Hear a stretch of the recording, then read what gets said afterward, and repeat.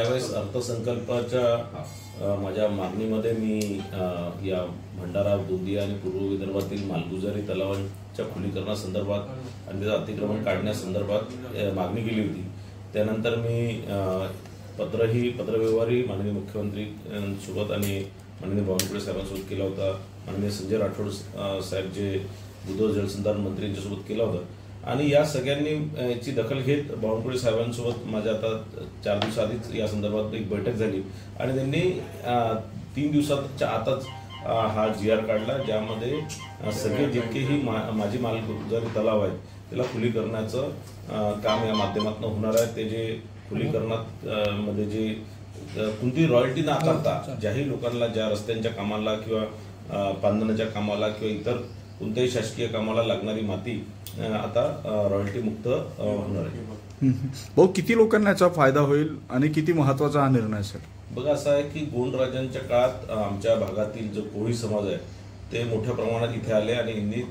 सगळे जे तलाव जे होते ते म्हणजे जमिनीत खोदून म्हणजे स्वकष्टाने खोदून ते सगळे इतके मोठ्या प्रमाणात म्हणजे माझी मालगुजारी तलाव तयार करण्यात आले होते आणि कुठेतरी मागील 100 वर्षापासून हे तलाव तयार होते आणि अनेक वर्षापासून त्यात अतिक्रमण होऊन राहिलं, त्यात मोठ्या प्रमाणात गाळ साचून राहिला, त्याची जी क्षमता आहे ती कमी होऊन राहिली, पाणीसाठा क्षमता कमी होऊन राहिली आणि म्हणून हे खोदकाम झाल्यानंतर मोठ्या प्रमाणात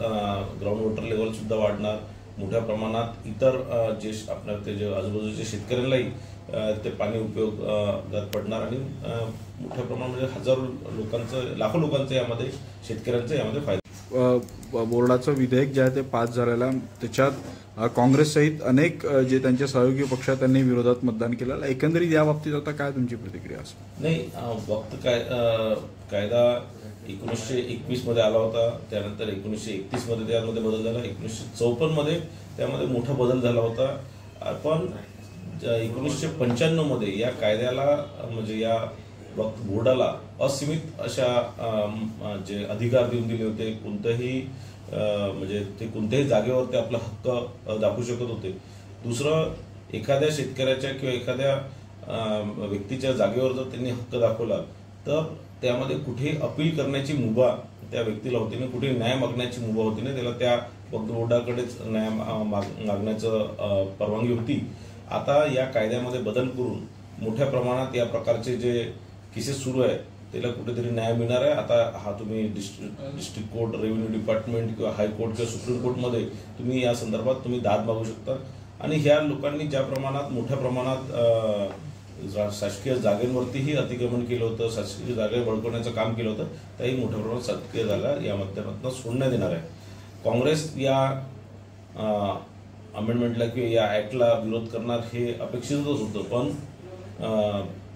उबाटा म्हणजे उद्धव ठाकरेंनी या कायद्याला विरोध केला त्याबद्दल आश्चर्य व्यक्त केला जात आहे आणि त्यांनी कुठेतरी स्वर्गीय बाळासाहेब ठाकरे यांच्या विचारांना कुठेतरी तिलांजली दिली आहे हे या माध्यमातून स्पष्ट होतं। उद्धव ठाकरेंनी आता भाजपच्या हिंदुत्वावर प्रश्नचिन्ह निर्माण केलेलं आहे वक्फ बोर्डाच्या आणि याच्यानंतर?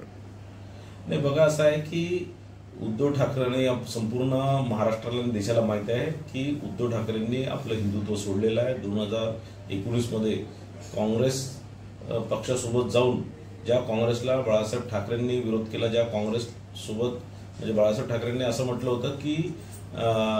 आम्ही राजकारण सोडून देणार पण काँग्रेससोबत जाणार नाही, अशा काँग्रेससोबत ते बसले आणि मुख्यमंत्री झाले। त्यानंतर त्यांनी ते हिंदुत्व सोडलंच होतं, पण मागच्या या 2024च्या निवडणुकीत महाराष्ट्रातील जनतेने त्यांना दाखवून दिलं हिंदुत्व सोडण्याचं काय परिणाम होतात आणि त्यांना